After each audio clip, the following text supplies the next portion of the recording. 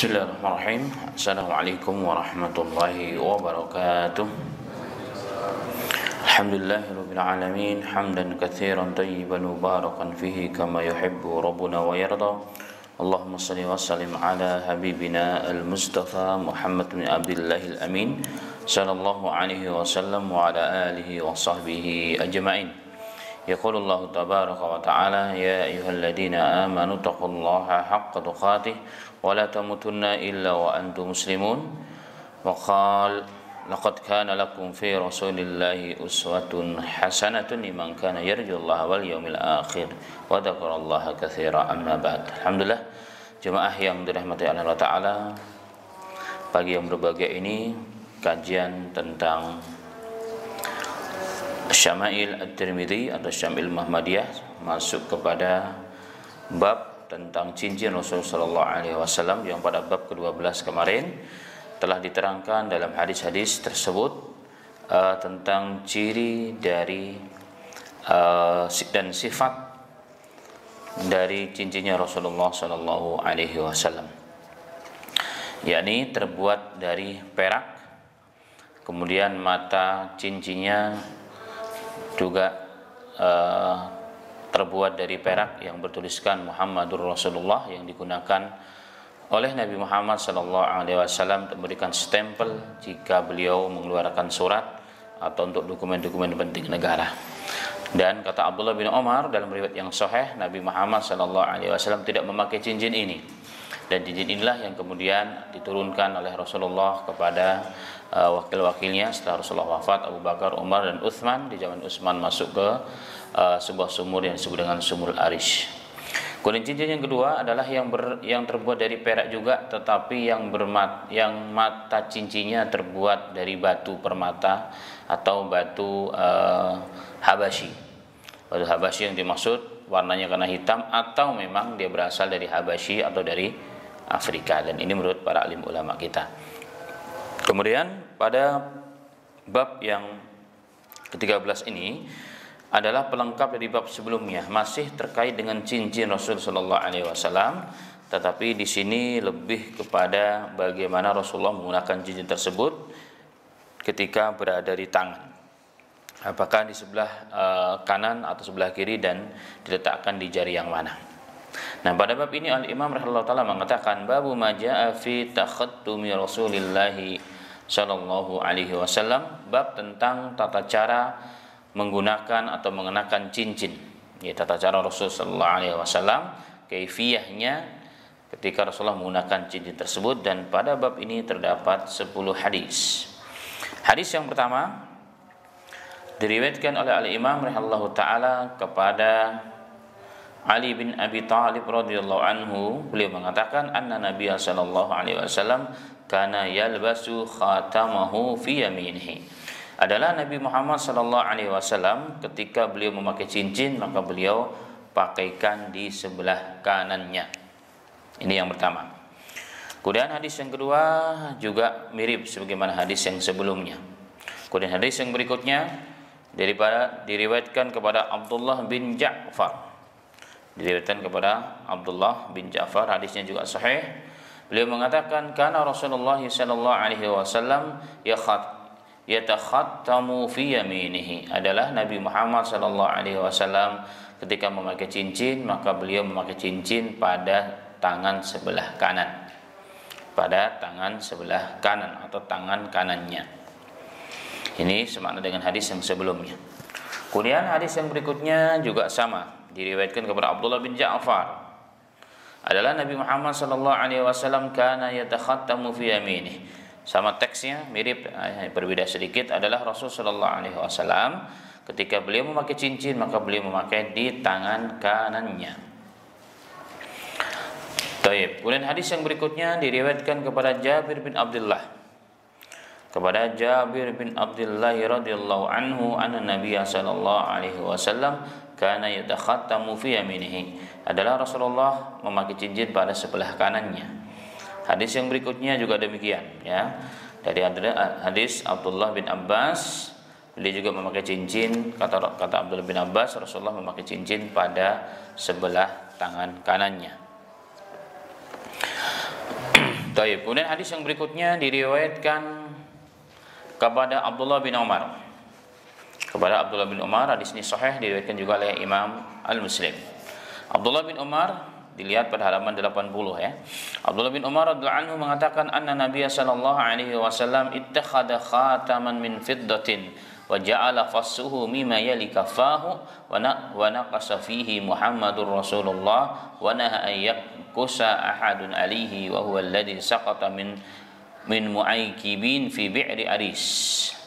Abdullah bin Umar radhiyallahu anhu pada hadis ini riwayat Muslim juga, beliau mengatakan adalah Nabi Muhammad sallallahu alaihi wasallam, beliau memakai cincin yang terbuat dari perak, wa ja'ala fassahu mimma yali kaffahu, dan Nabi Muhammad sallallahu alaihi wasallam menjadikan posisi mata cincinnya itu dekat dengan telapak tangannya, jadi diputar ya. Kalau cincinnya berarti yang ada mata cincinnya diputar, diletakkan di dalam, letakkan di dalam. Kemudian beliau mengatakan wa naqasa fihi Muhammadur Rasulullah, dan pada cincin tersebut terukir Muhammadur Rasulullah, Muhammad adalah utusan Allah. Wa naha ayyang qusha ahadun alaihi, dan Rasulullah melarang seseorang memakai cincin dan diukir dengan tulisan yang sama.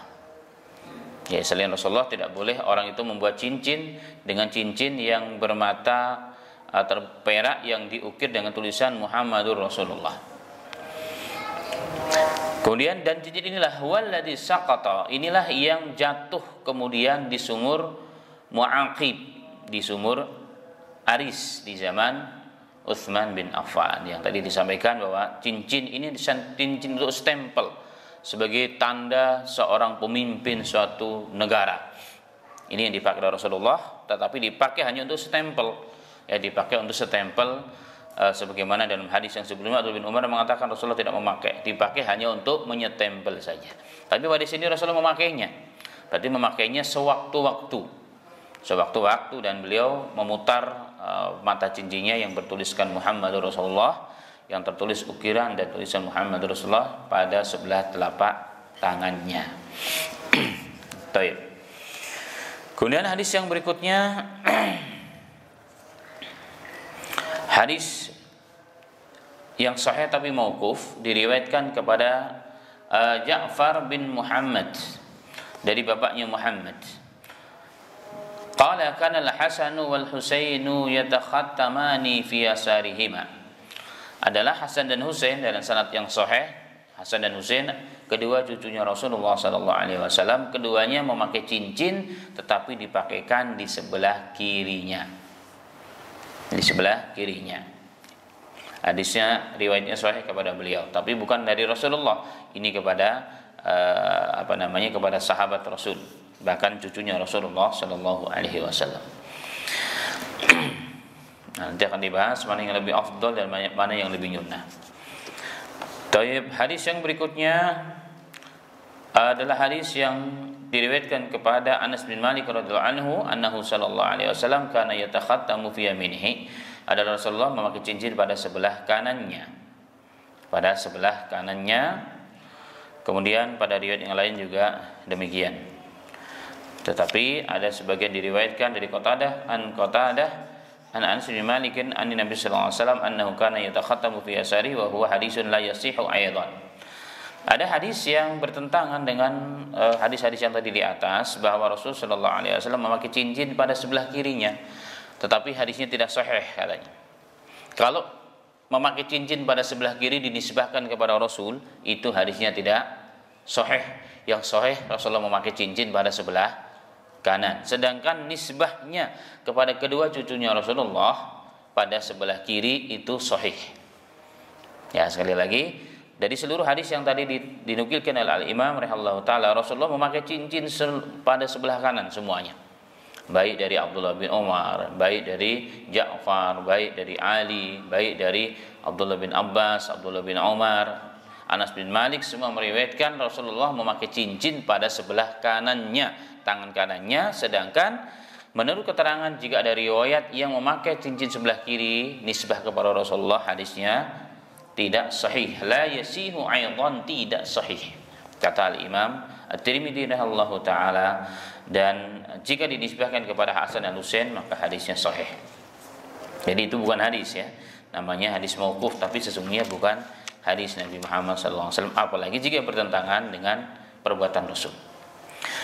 Taib, hadis yang terakhir dari bab ini, Al-Imam rahimahullah ta'ala meriwayatkan dengan sanadnya kepada Abdullah bin Umar.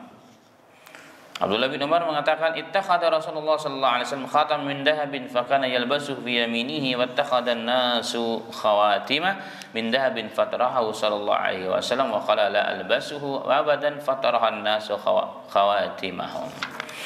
Abdullah bin Umar radhiyallahu anhuma mengatakan Rasulullah pernah membuat sebuah cincin dan memakai cincin terbuat dari emas.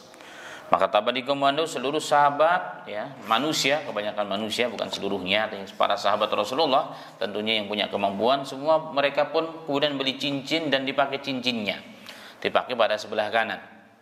Tapi kemudian oleh Rasulullah dibuang dan para sahabat pun kemudian juga mengikuti membuang cincin-cincin tersebut. Hadis ini sahih. Ya, hadis ini sahih. Taib, dari keterangan dari keterangan ini maka muncullah pertanyaan, kalau begitu mana yang lebih afdol? Mana yang lebih afdol memakai pada sebelah kanan atau sebelah kiri ketika memakai cincin? Yang teman-teman yang biasa pakai cincin ya. Al-Imam Nawawi rahimahullah ta'ala mengatakan bahwa para ulama sepakat memakai cincin di jari tangan kanan ataupun jari tangan kiri tidak disebut makruh di salah satu kedua tangan tersebut. Tidak makruh, tidak ya. Tetapi ada yang mengatakan berdasarkan hadis-hadis tadi yang lebih afdal dan utama memakainya di sebelah kanan. Karena kanan jelas mengikuti Rasul sallallahu alaihi wasallam. Kalau kedua cucunya Rasulullah itu perbuatannya, mungkin itu ijtihadnya kalau memang bertentangan dengan perbuatan Rasul sallallahu alaihi wasallam, dan itu semakna dan sejalan dengan hadis Aisyah yang sahih bahwa Nabi Muhammad sallallahu alaihi wasallam akan memulai sesuatu dari sebelah kanan atau memakaikan sebelah kanan dalam berpakaian, dalam berwudu, bahkan dalam menyisir rambut. Jadi artinya perbuatan-perbuatan yang baik maka akan dilakukan dari sebelah kanan, dan memakai cincin sebagai bentuk perhiasan penyempurna begitu ya dalam berpakaian maka lebih layak dan lebih utama memang sebelah kanan semakna dengan hadis tersebut. Tetapi kalaupun terpaksa sebelah kiri juga dari riwayat dari kalangan sahabat, yakni cucunya kedua cucunya Rasulullah sallallahu alaihi wasallam. Mungkin orang mengatakan bisa jadi cucunya Rasulullah itu memakai sebelah kiri karena beliau pernah melihat Rasulullah memakai sebelah kiri, bisa jadi karena beliau adalah orang dekatnya Rasul sallallahu alaihi wasallam dan mungkin dipakai ketika di dalam rumah. Akan dijawab, ya mungkin, tetapi ternyata tidak satu sahabat yang meriwayatkan bahwa Nabi Muhammad sallallahu alaihi wasallam memakai cincin pada sebelah tangan kanannya. Maka berarti, dan itu dilihat oleh para kaum muslimin, berarti Rasulullah ingin memperlihatkan kepada kaum muslimin dan para sahabat secara khusus bahwa memang memakai cincin itu di sebelah kanan, itu yang paling afdal dan paling utama. Taib. Kemudian berapa cincin yang dipakai oleh Rasulullah dalam sekali pakai? Kalau kita kan kalau yang jual cincin apalagi ya, atau yang pencinta cincin, kadang-kadang ada jari 10, itu minimal 50% dari jari dipakaikan, berarti 5. Sini dan sini, udah gitu besar-besar ya. Jadi kalau yang sunnahnya cuma 1, lebih dari 1, apalagi lebih dari 3, berarti itu cincinnya dukun ya. Cincin dukun ya, namanya itu, bukan cincin yang disunahkan oleh Rasul sallallahu alaihi wasallam. Karena pakai cincin itu memperindah ya kan, membergagah begitu. Nah, kalau pakai yang seperti itu, model-model seperti itu bukan lagi gagah, tetapi kesannya sudah lagi mistik, kesannya lebih cenderung kepada dukun. Taib. Lalu diletakkan di jari yang sebelah mana? Ini catatan berikutnya. Kalau tadi kanan atau kiri, ya jelas yang paling afdal ya kanan ya kan, berdasarkan hadis Rasulullah SAW. Walaupun kiri juga silahkan ya, silakan, tetapi ada riwayat kepada Hasan dan Husain. Tapi kita mengikuti Rasulullah karena agama turun kepada Rasulullah, bukan turun kepada Hasan dan Husain. Itu pedoman kita. Maka yang tolak ukurnya adalah Rasul. Kalau sahabat bisa jadi ijtihadnya sahabat. Tapi kalau Rasul yang melakukan, jelas itu syariat. Jelas itu agama, begitu. Kalau selain Rasulullah bukan agama. Kalau bertentangan dengan agama. Ini hal yang perlu sering jadi catatan kita. Sehingga sunnah dan kebenaran itu tidak terbenturkan dengan seseorang, dengan kelompok. Hari ini kan sunnah dan agama itu dibenturkan. Dibenturkan artinya apa? Asbab dibenturkan tersebut tujuannya sehingga agama ditinggalkan. Kalau pakaian begini nih, kelompok ini nih, ya kan? Kalau pakaian ini nih, teroris nih. Kalau begini nih, begini nih. Nah, akhirnya apa? Orang jadi takut. Dia tahu itu memang ada syariatnya, tapi kata orang kalau pakai begini pasti teroris. Kalau begini pasti orang radikal. Akhirnya orang jadi takut. Nah, ini salah satu fitnah yang terjadi di akhir zaman. Dan kaidahnya dalam Islam bahwa apapun yang sabit kepada Rasul, apapun yang memang ada dalilnya kepada Nabi Muhammad, silakan diamalkan. Terlepas diamalkan oleh siapapun, kalau itu memang ada sunnahnya, ada hadisnya, harus dijalankan. Bukan karena kelompok, bukan karena pemahaman tertentu, tidak, karena memang itu ada hadis dari Rasul Shallallahu Alaihi Wasallam. Baik, kembali kepada bahasan kita. Di jari yang mana ketika Rasulullah memakai cincin? Dalam riwayat Anas bin Malik, riwayat Muslim, ini tambahan ya. Beliau Anas bin Malik radhiyallahu anhu mengatakan, kana khatimun Nabi sallallahu alaihi wasallam fi hadihi fa asyara ila khinsari min yadihi yusra. Nabi Muhammad sallallahu alaihi wasallam biasa mengenakan cincin di sini katanya. Ini di sebelah kelingking. Di sebelah kelingking. Kelingking mana? Ini jari jempol, jari telunjuk, jari tengah, ini jari manis ya. Ini kelingking. Jadi di sini. Nah, tapi di teks ini di sebelah kiri, tangan kiri. Di tangan kiri. Karena itulah Imam Nawawi mengatakan ya dalam Syarah Muslim, para ulama bersepakat sesuai dengan sunnah cincin pria diletakkan di jari kelingking. Ini untuk laki-laki di jari kelingking. Sedangkan untuk wanita cincin tersebut diletakkan di jari mana yang dia mau. Untuk wanita, tapi untuk laki-laki di sini, di jari kelingking. Adapun hikmah kata sebagian ulama, memakai cincin jari di sebelah kelingking, pada jari kelingking bagi laki-laki, yaitu jauh dari pelecehan, sebab letak cincin tersebut di jari paling pinggir. Selain itu tidak mengganggu aktivitas beribadah dipasang di jari yang lain. Demikian disebutkan Imam Nawawi dalam halaman yang sama. Artinya beliau mengatakan bahwa memakai cincin di sebelah kelingking itu ada ciri khas bagi laki-laki. Ciri khas bagi laki-laki di zaman itu, dan dia tidak mengganggu, tidak banyak mengganggu katanya kalau dia beraktivitas ataupun bekerja, kata Al-Imam rahimahullahu taala. Kemudian turunan daripada bahasan ini berarti ada jari yang terlarang yang dipakai ada jari yang dilarang oleh Rasulullah untuk dipakaikan bagi seorang laki-laki. Ya, lebih dipertegas lagi daripada bahasan yang di atas. Hal tersebut ya berdasarkan hadis riwayat Muslim dari riwayat Ali bin Abi Thalib. Beliau mengatakan, nahani Rasulullah sallallahu alaihi wasallam an atakhattama fi isba'i hadihi aw hadihi, qala fa awma ila wusta wallati taliha. Ali bin Abi Thalib radhiyallahu anhu beliau mengatakan, Rasul sallallahu alaihi wasallam pernah melarangku untuk memakai cincin. Jadi beliau berarti Ali suka pakai cincin mengikuti Rasulullah. Tapi Rasulullah melarangku untuk memakai cincin pada jari ini dan jari ini. Dan beliau mengisyaratkan jari tengah dan jari setelahnya. Tengah dan setelahnya. Jadi dilarang untuk laki-laki. Kalau di sini kan enggak enak lah pakai cincin di sini. Ya kan? Di sini juga masih ganggu. Only di sini. Ya kan, dan di sini. Jadi itu dilarang oleh Rasul sallallahu alaihi wasallam. Dan Imam Nawawi mengatakan yang dimaksud hadis tersebut adalah bahwa yang dimaksud adalah jari telunjuk dan jari tengah.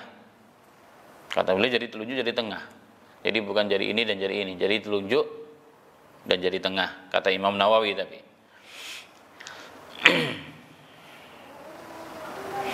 Tetapi larangan ini kata Al-Imam Nawawi yang sama juga dalam Syarah Muslim, larangan tersebut tidak masuk kepada kategori tahrim.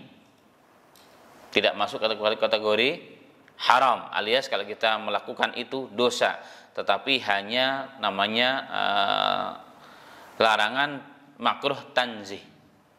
Makruh tanzih artinya bukan haram, makruh dia, makruh berat ya, tetapi bukan makruh kepada perkara yang haram. Tetapi para ulama-ulama terdahulu ya, jangankan perkara-perkara yang berlebihan aja tidak mau mereka, apalagi perkara yang makruh. Karena makruh itu apa sih artinya? Makruh itu adalah sesuatu yang dibenci oleh Allah. Bisa jadi sesuatu itu boleh tapi dibenci.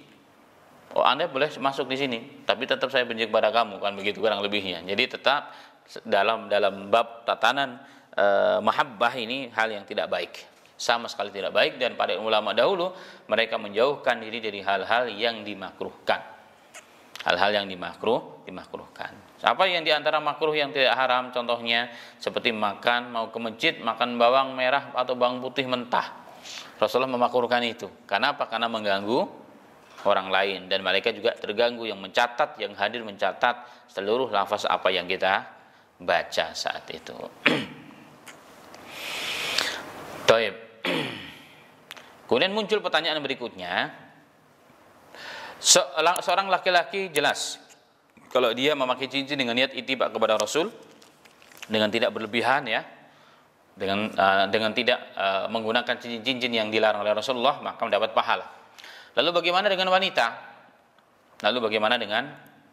Kemarin sudah dibahas ya tentang riwayat di mana Rasulullah berceramah khusus setelah Id kepada kajian khusus untuk para wanita, dan mentarget mereka untuk banyak berkorban, berinfak. Setelah Rasulullah bercerita bahwa kebanyakan penghuni neraka adalah kaum wanita, maka mereka mengeluarkan perhiasannya, termasuk juga cincin-cincin mereka. Dan Rasulullah tahu dan Rasulullah melihat itu, berarti cincin bagi wanita juga diperbolehkan, dan jika niatnya ittiba Rasul, maka itu menjadi sunnah yang berpahala.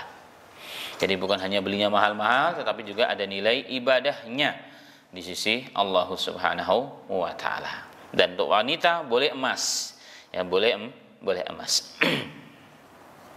Sedangkan untuk kaum wanita boleh memakai cincin di mana saja silahkan. Itu tergantung pilihannya ya, tergantung pilihan, tidak masalah ya, tidak masalah. Kemudian ma'asyiral muslimin rahimani wa rahimakumullah, dan laki-laki ketika berpakaian atau ketika memakai cincin, jika niatnya untuk ittiba Rasul sesuai dengan aturan-aturan yang digariskan oleh Rasulullah, maka tidak masuk kepada kategori haram dan tidak masuk kategori tasyabbuh, meniru-niru kaum wanita, sebagaimana kemarin telah dijelaskan ya. Ini hanya untuk mengingatkan dan penjelas ulang. Kemudian ada satu lagi larangan yang sebagaimana tadi telah disebutkan ya dalam kitab Sami' At-Tirmidzi. Ada larangan ketika kita memakai cincin, yaitu larangan memakai cincin yang diukir dengan tulisan sebagaimana cincinnya Rasulullah, Muhammadur Rasulullah. Itu dilarang oleh Nabi Muhammad sallallahu alaihi wasallam ya, sebagaimana tadi diterangkan dalam hadis Abdullah bin Umar ya. Dalam hadis Abdullah bin Umar, Rasulullah melarang dengan tegas seseorang itu memakai cincin dan membuat cincinnya diukir dengan ukurannya Rasulullah Shallallahu Alaihi Wasallam. Juga dari riwayat Anas bin Malik juga demikian ya. Anas bin Malik juga meriwayatkan tentang cincinnya Rasulullah terbuat dari perak dan ada tulisannya Muhammadur Rasulullah digunakan untuk menyetempel, dan Rasulullah melarang ya, janganlah seorang pun di antara kalian mengukir cincinnya dengan tulisan tersebut. Karena ini khusus untuk Nabi kita Muhammad sallallahu alaihi wasallam. Hari ini banyak orang yang jual cincin Rasulullah yang bertuliskan itu. Bagaimana itu? Boleh dibeli, mungkin untuk sebagai contoh saja taruh di rumah, tapi jangan dipakai. Ya, mungkin hanya untuk pelajaran ini loh gitu. Tapi kalau ingin selamat ya tidak perlu ya, tidak perlu dibeli, karena hal tersebut ketika kita membeli, apalagi kita orang yang paham agama, orang yang menjual mendapat keyakinan, ya, mendapat keyakinan dan mendapat pembenar apa yang dilakukan. Apa yang dilakukan, jadi harus hati-hati. Dia akan bercerita, kemarin Syekh Fulan kelihatan orang-orang soleh, orang-orang masjid pun beli cincin seperti ini. Artinya apa? Seakan-akan itu dibolehkan. Nah, ini yang harus kita lakukan dan harus berhati-hati tentang hal tersebut. Berarti kesimpulannya bahwa tidak diperbolehkan. Bahkan dalam oleh sebagian ulama, larangan di situ hukumnya jelas. Larangan sebagaimana asal larangan hukumnya adalah haram. Karena jelas Rasulullah mengatakan tidak boleh seorang pun di antara kalian jika membuat cincin dan membuat ukiran sebagaimana ukirannya cincinku atau cincin yang aku pakai. Itu dilarang oleh Nabi Muhammad SAW. Kenapa? Kita seakan-akan menyamai Nabi Muhammad SAW. Bagaimana kalau ditulis dengan tulisan-tulisan seperti Asmaul Husna? Allah, ya kan, di sini, atau Muhammad, Allah, la ilaha illallah dan sebagainya, ya. Sebagian ulama atau sebagian besar ulama memakruhkan hal tersebut karena akan menyebabkan pelecehan, penghinaan pada nama tersebut. Sebagaimana kemarin, ya. Ini mirip dengan membuat tulisan-tulisan karya tulis, ya kan, di peci, di baju, ya kan, kemudian di selempang gitu, la ilaha illallah Muhammadur Rasulullah dan sebagainya. Kadang-kadang ayat-ayat Al-Quran di baju, kadang-kadang, masya Allah. Kenapa? Kenapa jadi makruh? Karena pertama akan menyebabkan terjadinya pelecehan terhadap ayat-ayat Allah dan nama-nama Allah tersebut. Ya, kadang-kadang kita direndam dengan daleman begitu, ya kan. Kemudian dicuci dengan kaki dan sebagainya. Itu semua bahkan bukan hanya makruh, bisa menyebabkan keharaman karena kita secara langsung menghina nama Allah Subhanahu wa taala, dan ini sangat dihindari. Ini tidak diperbolehkan. Ya, dan tidak ada di muka bumi ini syiar yang paling besar melebihi syiar nama-nama Allah. Dan orang yang menjaga simbol dan syiar Islam, apalagi nama Allah, itu tanda ketakwaan seseorang itu. Wa may yu'azzim sya'airallah fa innahu min taqwal qulub. Barang siapa yang mengagungkan syiar-syiar Allah, maka itu bukti dia orang yang bertakwa hatinya kepada Allah Ta'ala, yang takut dengan Allah Ta'ala. Dan syiar terbesar di muka bumi ini tentunya apa? Nama Allah, ayat-ayat Al-Quran. Nah, kita tulis sembarangan. Ya, awalnya sih bagus, ya, kelihatan keren begitu, kelihatan Islami banget gitu kan, militan lah begitu orang bilang, kelihatan militan, ya kan. Tapi secara sisi lain kita melecehkan itu. Belum lagi, ya, kita lagi capek-capek, ya, maka pecinya atau selempangnya untuk lap keringat kita, padahal di situ ada tulisan Allah, ada tulisan Al-Quran, ya, ayat-ayat Allah Subhanahu wa taala. Ini yang perlu diperhatikan bersama. Nah, ini yang perlu diperhatikan bersama. Sama halnya dengan cincin, apalagi cincin. Banyak orang pasti lupanya. Orang pakai cincin begini, ya kan, pasti banyak lupanya. Maaf, di WC pakai itu, dia melakukan sesuatu pakai itu. Maaf, termasuk hubungan dengan suami istri pakai begitu. Itu kan nggak boleh. Jelas-jelas itu melecehkan nama Allah Subhanahu wa ta'ala dan ayat-ayat Allah Subhanahu wa ta'ala. Maka harus dihindari hal tersebut. Nah, lain halnya kenapa orang jadi mau, karena kadang-kadang diibu-ibu mistik. Bapak kalau beli ini dapat begini, begitu kan. Ini kalau dipakai kemanapun Bapak akan ditakuti orang. Kalau pakai ini nanti cewek-cewek akan mengindili Bapak, begitu. Jadi kayak pengasihan. Jadi udah jauh ini. Ini bukan hanya larangan dalam arti fikih, ini udah jauh, ini udah masuk bab akidah, berarti sudah apa? Kesyirikan. Ya, kesyirikan. Mirip kemarin dengan kisah yang disebarkan oleh Yahud, oleh Ahlul Kitab, tentang kisah cincin Nabi Sulaiman. Yang begitu hebatnya cincin Nabi Sulaiman sehingga dapat menguasai semuanya. Makanya setan, ya, ketika tahu bahwa mereka ditundukkan oleh Nabi Sulaiman gara-gara cincinnya, maka dicuri Nabi Sulaiman, kan gitu kisahnya kemarin. Ini hadisnya juga tidak sahih, tidak sanad, ya, ada sanadnya, dan ini datang dari Bani Israel atau Israiliyat disebut. Ini tidak diperbolehkan karena ini jelas ini melanggar kaitannya dengan syariat Islam, yakni akidah Islam.